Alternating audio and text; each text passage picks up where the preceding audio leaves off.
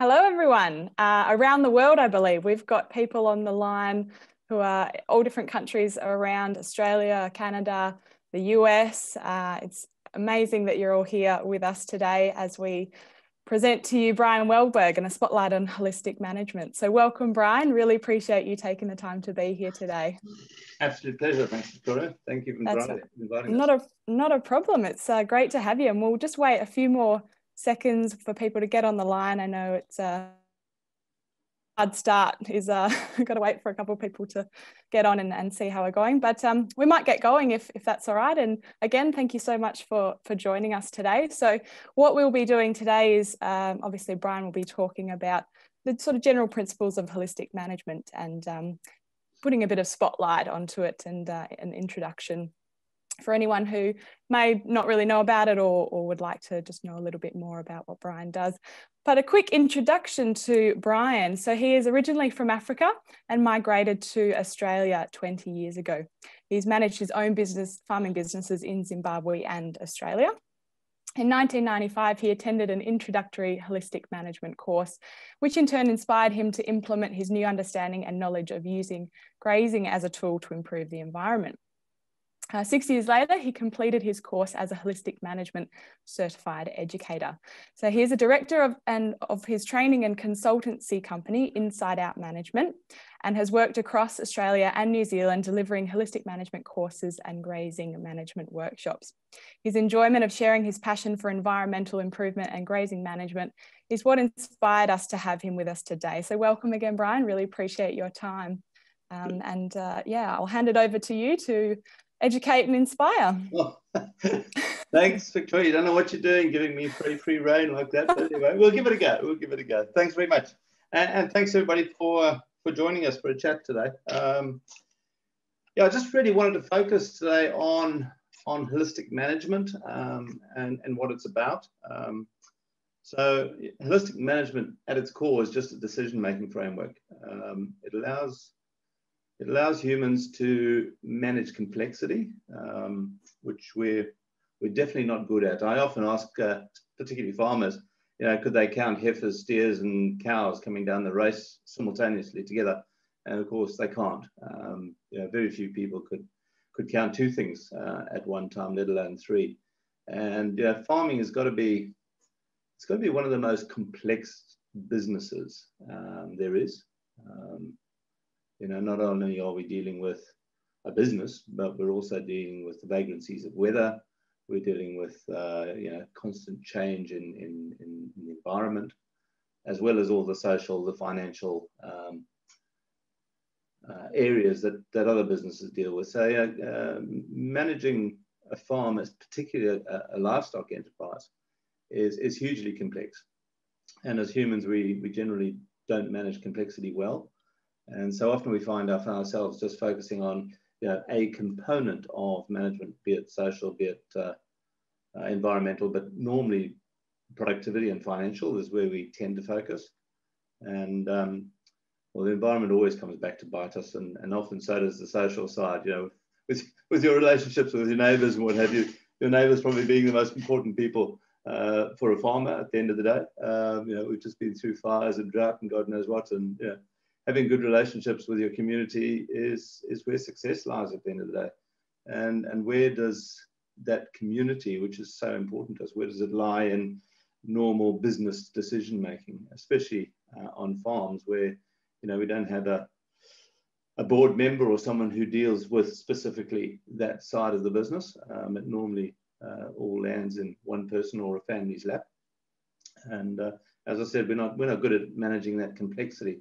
So holistic management at its core is just a decision-making framework. And it allows that complexity. Every paddock's different. Every farm's different. Every farmer's different. Your passions are different. Your energies are different. Everything's uniquely different, and we all have different experiences.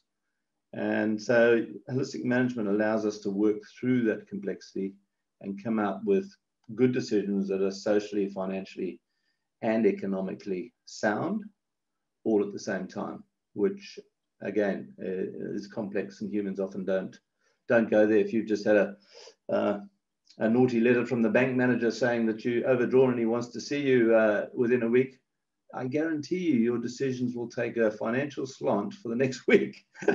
As would they, if you just had a huge thunderstorm and a big gully has just ripped through one or two of your paddocks. As a human, we then tend to focus on the environmental side for a while. We can't manage all three of those components at the same time.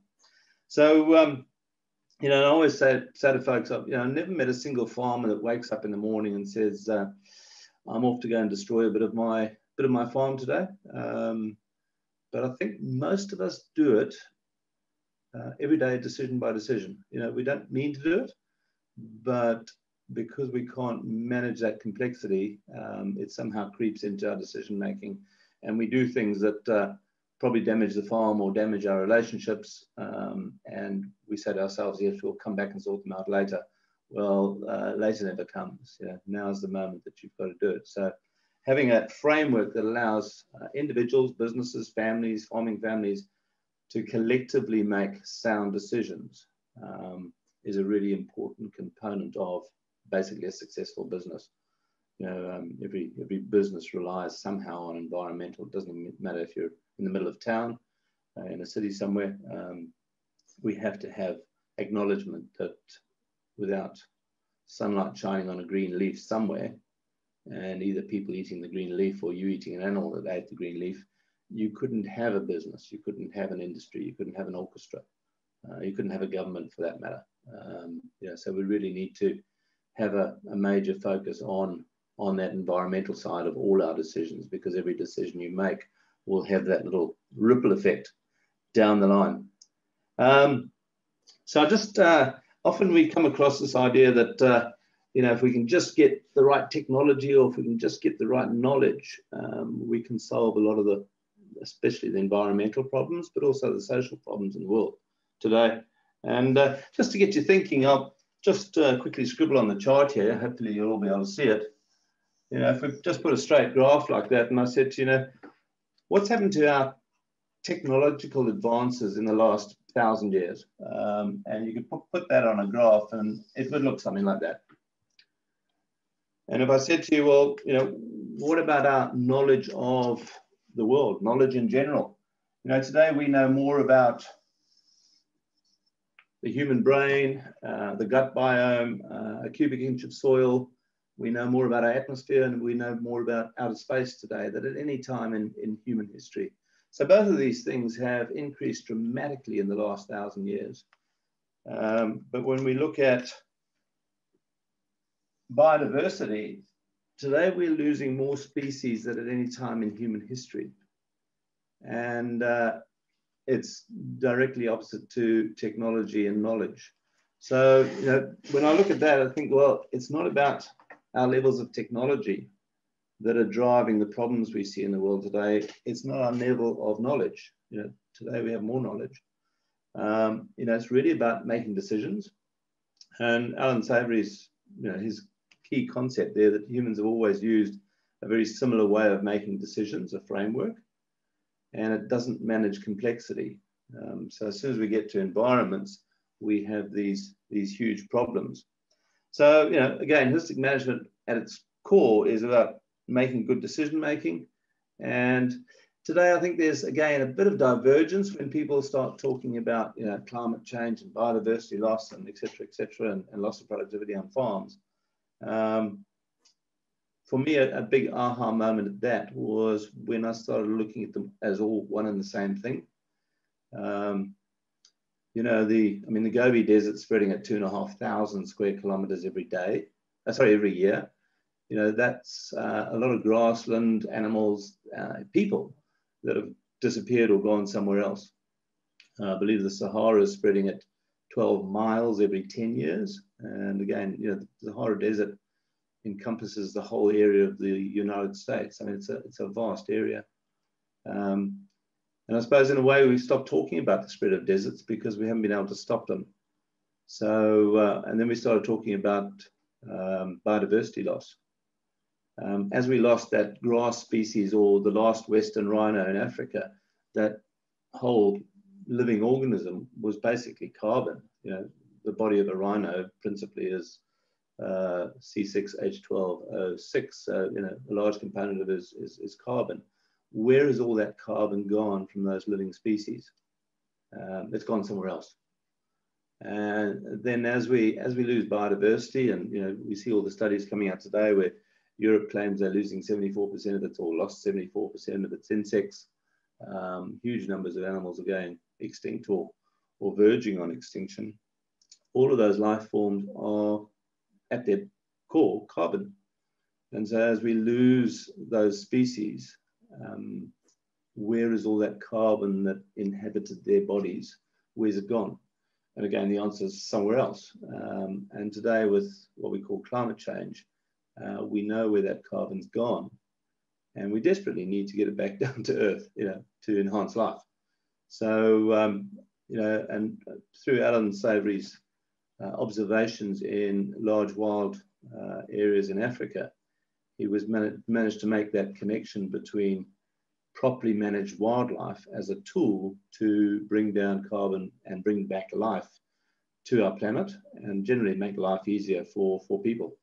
So that's where I sort of started my journey, because I was traditionally a crop farmer in Zimbabwe in Africa, and but my real passion was wildlife, and so we ended up managing a 140,000 acre conservancy, and the knowledge at that time from the government agencies was to burn every 4 years, and they put the label, because that was natural, onto that program. But very soon after implementing that, we started seeing a simplifying of species, encroachment of low successional species like thorn bushes and things. And so then it was time to look somewhere else. And so we got involved with, as Victoria pointed out, with Alan Savory down at that piece, and got really excited about the possibility of using livestock. And I love Joel Salatin's quotes that, you know, livestock are, they reproduce themselves, they're solar powered, and they appreciate on your balance sheet. Try and do that with a tractor. So using livestock just makes so much sense, especially if badly managed livestock is the root cause of a lot of the problems we're seeing in the world. If we don't fix that, we're really just throwing aspirin at a headache, and we need to stop hitting ourselves on the head with a hammer. So yeah, I got, I suppose, seriously involved in the livestock side of things, and using livestock as a way of restoring biodiversity, bringing back wildlife. The wildlife industry at that time in Africa, you know, if you had a good season, you couldn't go and buy from your local auction, you know, a couple of buffalo and giraffe and elephant. There just wasn't that facility. So you had to try and build resilience into the landscape. And really, you know, livestock managers all around the world need to do the same. We can't just be destocking and rushing off and restocking every time we have a poor rainy season. We've got to create that resilience in the landscapes. Those things weren't available before humans started managing. So we need to reverse the degradation that we're seeing. And as Alan Savory pointed out, you can do that with wildlife, but they need to be properly managed. And so he's provided some management tools to help with that management of livestock. So even if you're not managing livestock, you can use livestock as a tool. But unlike a tractor, livestock, you can't go and park in the garage and turn it off. It's out there 24 hours a day doing something. And either it's doing good or it's doing bad. You know, it's either regeneratively grazing or it's overgrazing plants and causing problems. So we can't manage that in our heads. It's too complex. And again, so that's where programs like the Maya program and like the holistic canned grazing, which I think was the basis for all these grazing planning processes that we're seeing, whether they're computerized or paperwork, that's where they have their base, the knowledge in terms of managing time. And, you know, I mean, Alan Savory used other people like Andre Voisin and various other people in their knowledge, Jan Smuts, soldier statesman from South Africa at the time of the Second World War. He used all their knowledge and has built what we call today holistic management. but going back to, at its core, it's just a decision-making framework. So I teach holistic management to oyster farmers, to people in town. We've been lucky in New South Wales, in Australia. We managed to get into TAFE and create a diploma in holistic management, which was fantastic. Again, it got a lot of support and government backing, but also get a pathway for young people entering farming or new farmers. It gave them a pathway towards degrees in agriculture, but using holistic management as a stepping stone. And today, I'm again really happy to be involved with Southern Cross University and their regenerative agriculture degree.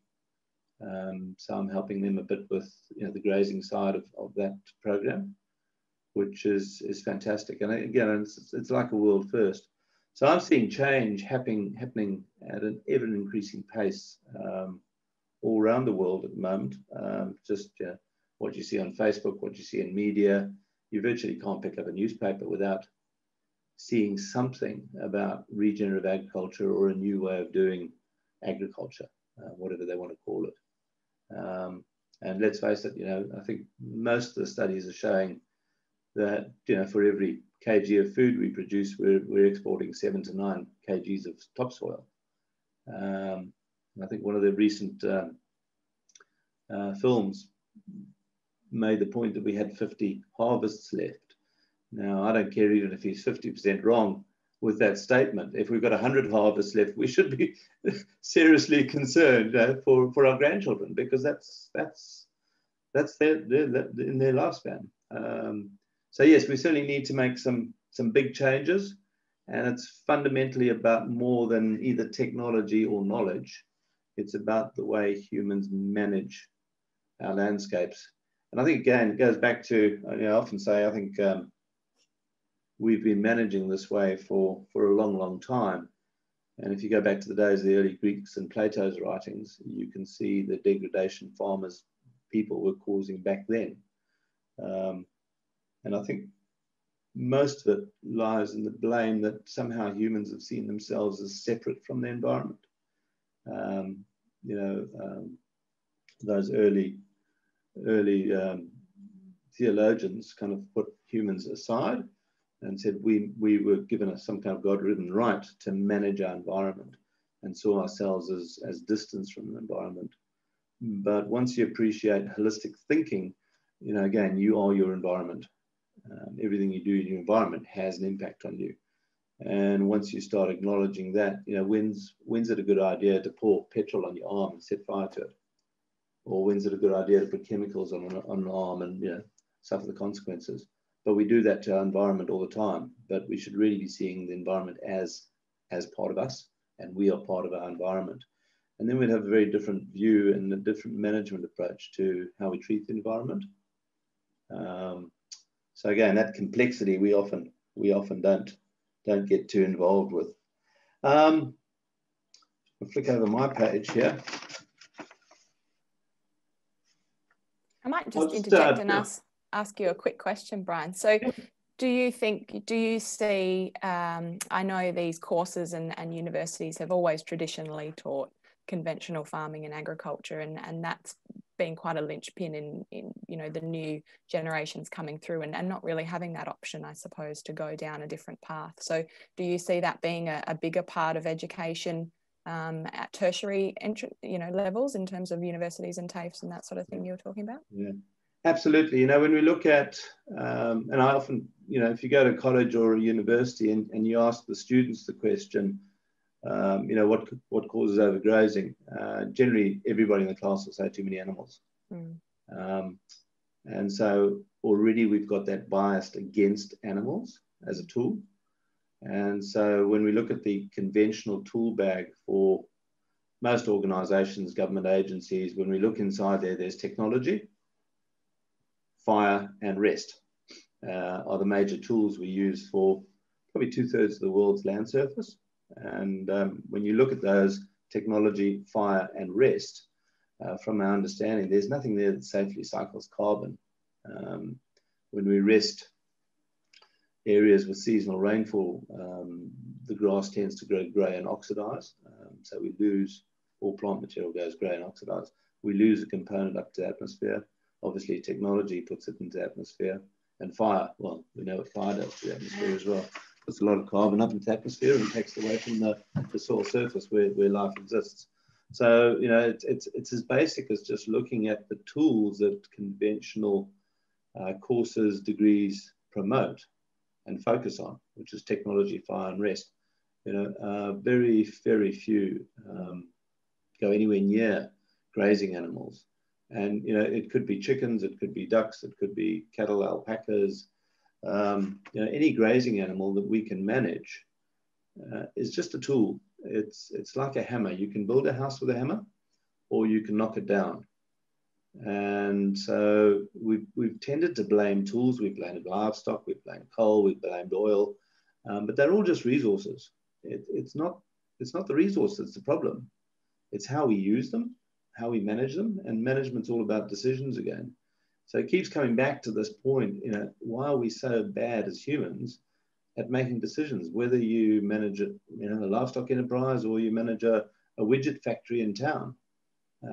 We seem to be particularly bad at, you know, looking at the impacts of that on the environment, and how can we do those things while enhancing environmental outcome. You know, we don't go there. It's too complex. While we're sort of on the topic of it as a whole, we've had a question from Campbell come in saying it would be good to understand what holistic management actually is. So what are the key components of it, and how is it different from conventional management? Super. Yep. So actually, I might just shoot this up here again. Generally, when we look at decision making, humans are very good and, you know, making decisions towards goals and objectives. So we're very good at making decisions towards goals and objectives, but as long as we limit it to that point. If we take it any further, it becomes complex. So the structure of holistic management is to create context. And very simply, the power of context would be, you know, if I said to you, let's make a fire. You know, everybody go, what do I mean? What do I mean? Without context, I said, you know, if I said it's cold, let's make a fire. Once you've got context, then we can proceed in unison towards that objective. You know, if I walk into a room and said, oh, knock out the windows, people would probably phone the police. But if I said, I smell gas, let's knock out the windows, then that would create movement. So, you know, to me, I like picturing context and holistic context. So we factor in social, environmental, as well as financial.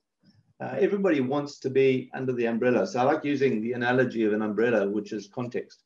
Everybody wants to be under the umbrella. Now, holistic management, gives you a focus of what is that umbrella. And it's a values-based vision, because humans are driven by our feelings and values rather than our logic. So the context is a values-based vision, which then allows you to take your goals and objectives, which are really important. That's how we become so successful in managing in a linear fashion. Take your goals and objectives, and before you actually take that decision, just align it with your context. So the context is a bit like magnetic north on a compass. You know, you just keep on checking if that's the right direction. And, you know, people say, well, our context, everybody's context is going to be different. Because it's values-based, it isn't. I've had some amazing experiences where creating a holistic context actually brings people together, and people, you know, on the opposite side of a war, bringing them into a room and getting them to discuss context and values actually brings them together, you know, because no one, when you're talking values and feelings, who doesn't want to feel healthy, or who doesn't want to feel financially secure?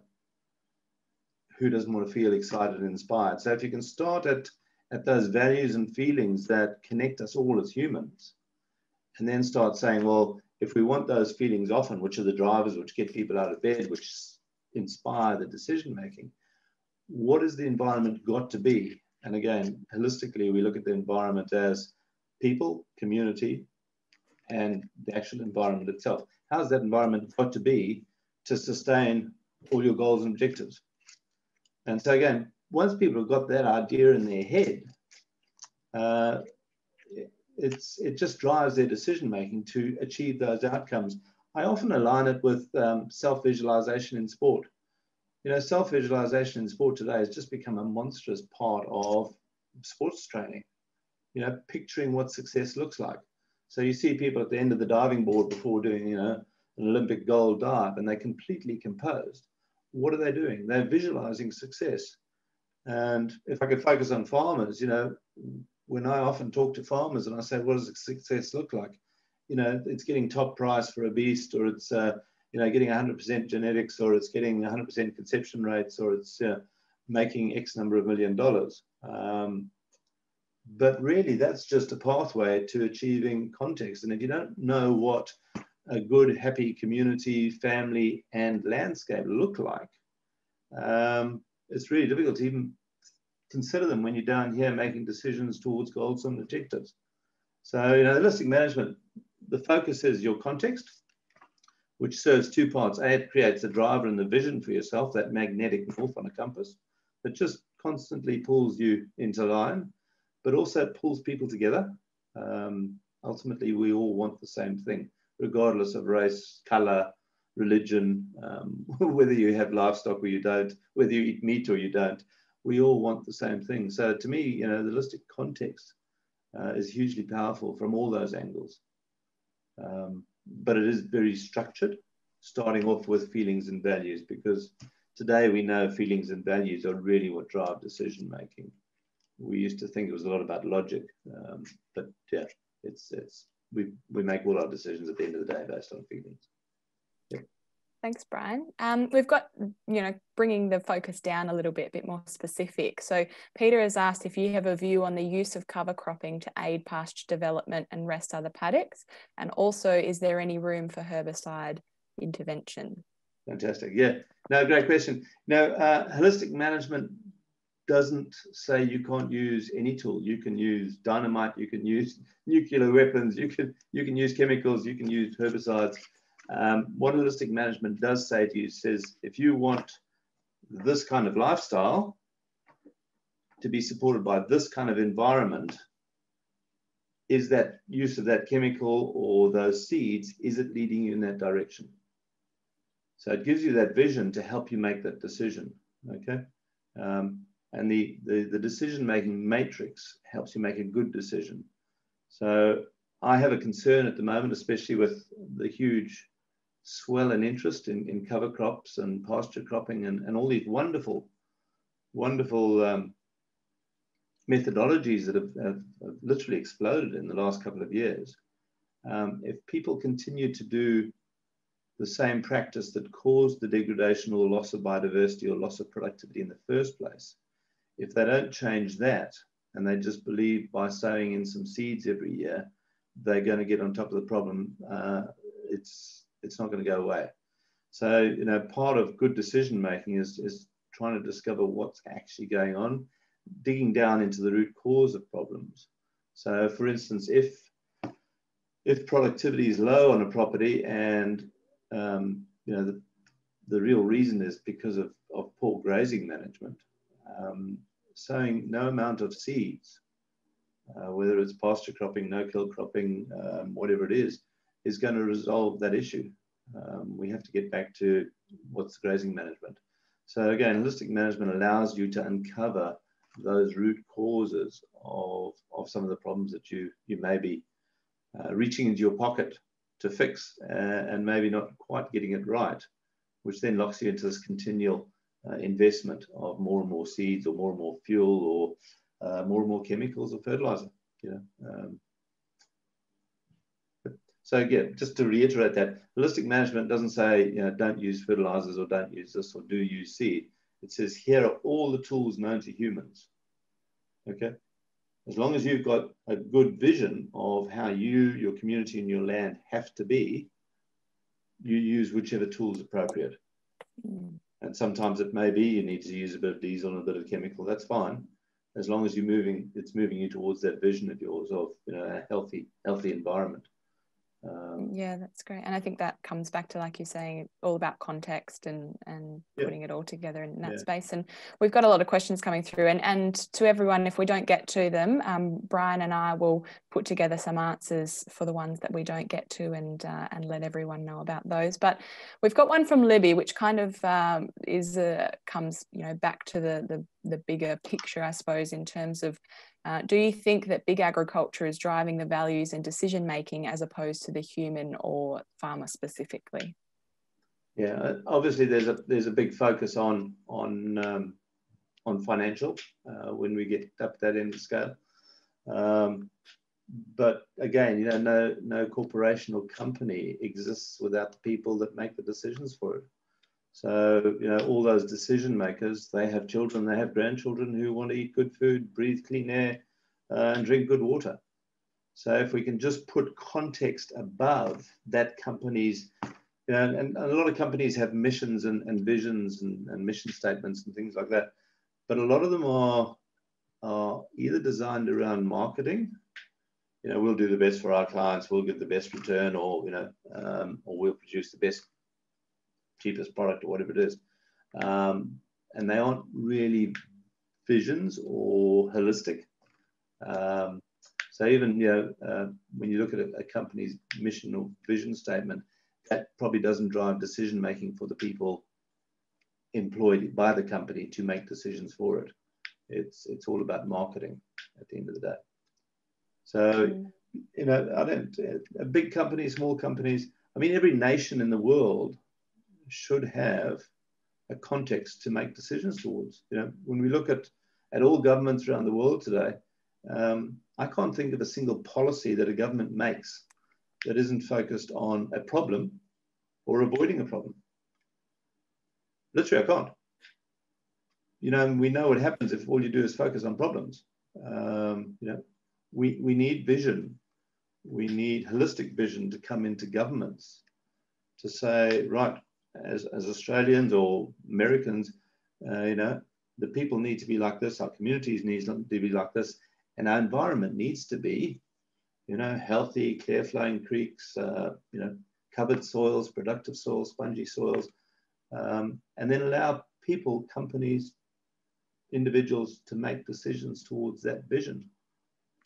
Because as I said, you know, I don't think any company means to turn the part of the planet into a desert, but we're doing it.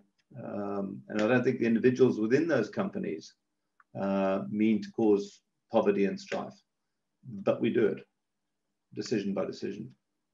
So getting us through that complexity, you know, holistic management is a tool to help manage that complexity and come out with better decisions, regardless of whether you're a company, whether you're in agriculture, or whether you're a government.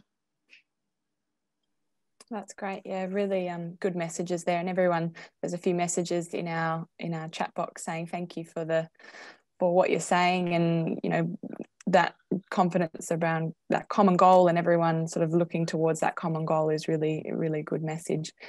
We've got one more specific message, and you might not want to do this if it gets into too many details at the moment, but we can try. And if not, we can, Carol, we'll get back to you at another time. But she's planted multi-species pasture for the past year, summer and winter, with wonderful results, but the persistence of most varieties is not as good as we'd hoped. Any suggestion of management of these pastures and some species might help? Yep. So I'm presuming she's put in some perennials. It's not just annuals she's put in. So that would be the first query, because you know, if it's just annuals, well, unless the conditions are right, the chances of the annuals re-establishing are pretty small. Not sure of those specifics, but yeah, I would assume so, yeah. Yep. And again, you know, that paddock hasn't degraded and lost productivity because of a lack of seeds. You know, when we look at our soils all around the world, there are tons and tons of seeds. You know, you just disturb soil anywhere and you'll start getting a whole range of species that you probably never knew existed. And seed lasts for an incredibly long time. You know, we've got seed coming out of the the pyramids that have been there for a couple of thousand years are still viable. You know, we've got seed coming out of galleons in the Mediterranean that have been pulled up out of, you know, that have been underwater for hundreds of years. And again, the seed is still viable. So seeds are virtually indestructible, you know. And so what we've got to really focus on is how do we create the environment that suits the type of seed and type of species that we want. Because a lot of people, you know, we go and buy high productivity seeds because, hey, that's going to make us the money, or that's going to create fat animals, or whatever it is. But often we sow them into low successional environments. And we create a bit of disturbance with the seeder or planter, but those seeds aren't actually suited to the environment. So the energy or the disturbance created by the seeder or planter may establish those plants just for a short period. But if that ground very quickly becomes alien and very hard or bare or hot because it doesn't have cover, those seeds aren't going to persist. Yeah? So again, the focus should be, I want my soils covered, deep, rich, full of life. And then generally those seeds will arrive. But if you do happen to go in and sow those seeds, they will then continue to live there rather than drop out. So generally, you know, without specifics, I'd be saying if they're not persisting, it's because the environment doesn't suit them yet. And we can achieve that in multiple ways, either with a lot of diesel and fossil fuel, or we could probably use livestock to do it. And if livestock are actually what caused the problem originally for that land to lose productivity, well, the obvious thing to reach for is let's change our management. Let's change the management of the livestock. Again, just underlining, livestock is just a tool. Livestock doesn't cause deserts or enhance environments. It's the way we manage that tool. Like a hammer, it can build the environment or it can depreciate it. And sadly, most of the time we use livestock in a negative way. Yeah, thanks, Brian. We might just have one more question from Peter. And I know this is a question that a lot of people ask straight away when sort of delving into the holistic management regen ag space. But how long does it take to see the benefits of holistic grazing management? And will the desired perennial seed bank still be there? I think we've sort of answered the seed question, as they're indestructible almost. But yeah, a lot of people want to know sort of the time frame of how it can be done. And again, you know, that's what allows people to create that enthusiasm and that passion to keep change happening, because we're not after short-term adjustment. We need sustained change. We actually need to turn the ship around. We need to create a revolution. And literally, I mean, you should be able to see the change within a day. And so I often just say to people, go into the paddock before you move the animals in. Now you're using the animals as a positive tool. Go into the paddock before you put the animals in. Take 10 steps and look at the tip of your boot. Count the number of times the tip of your boot is bare or covered. If it's bare, ask yourself 2 questions. Is it hard and capped, or is it loose and friable? Put the animals in the paddock for however long you plan to have them there, and sometimes it could be as little as a day. When you take them out, take your 10 steps and see if you've improved that environment. If you've created that disturbance, a little bit of extra cover, maybe a bit of dung and urine. If you don't see that within a day, well, do something different, you know? So we should start seeing the environment responding virtually within a day. You know, we become more observant. You know, we don't wait for results. We become proactive. Let's see what would be the impact of that tool? What would be the earliest indicator that, yes, we're moving in the right direction? So if I put animals in a paddock and they haven't loosened up the soil, create a little bit more ground cover, cool down the soil just by putting those grasses down. If I haven't achieved that, how can I possibly expect things to change in 6 months or a year's time? So we need to change the way we monitor, and we need to be more proactive in our monitoring rather than saying, well, I've sown the seeds, hopefully in 6 months something's going to happen. We can't afford to do that. nature's too dynamic. It's always constantly changing. That's great. Thank you so much. I think we've sort of reached the end of our question time. And like I said, we'll endeavour to answer any outstanding questions either directly or we'll put together maybe a little video and get to a couple at a later date. But I'll just put up your details now. And so everybody will be able to see. Here are your details here. So Brian is, like we talked about, he's doing holistic management courses and workshops all around Australia. So you can, there's his details there if you're interested in having a look at any and getting in touch.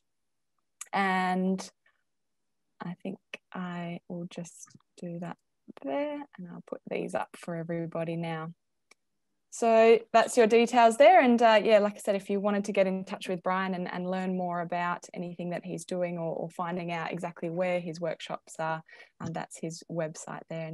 And also if you're interested in anything to do with Maya grazing, obviously Maya is digitizing a lot of the theories and putting in practice what Brian teaches and what really we can do with holistic management and putting together grazing plans and really getting across the numbers of your property, so you can, you know, during dry times and you know, good times, you'll be able to adjust stocking rates accordingly and really capitalize on making sure that you're getting those pastures in tip-top shape and keeping them there. So if you have any questions, feel free to reach out to myself as well. But otherwise, thank you so much, Brian. It's been amazing having you here. You're absolute genius in the holistic management world. Everybody knows you, and so it's great to have you a part of our Maya grazing series of webinars.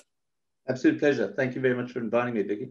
Not a problem. And we've had a lot of people from chiming in about where they're from. I think the most exotic has been Paraguay. So you've reached a fairly global reach here on the webinar. That'll be a new one for me. Thank you. Yeah. Thank you so much, and everyone for joining in. This will be available if you want to rewatch anything you've seen here today or send it to any of your friends. You'll get an email notification in the next couple of days with the recording. So thanks again and have a great day, everybody. Good. Cheers, everybody. Bye. Look after each other. Thank you.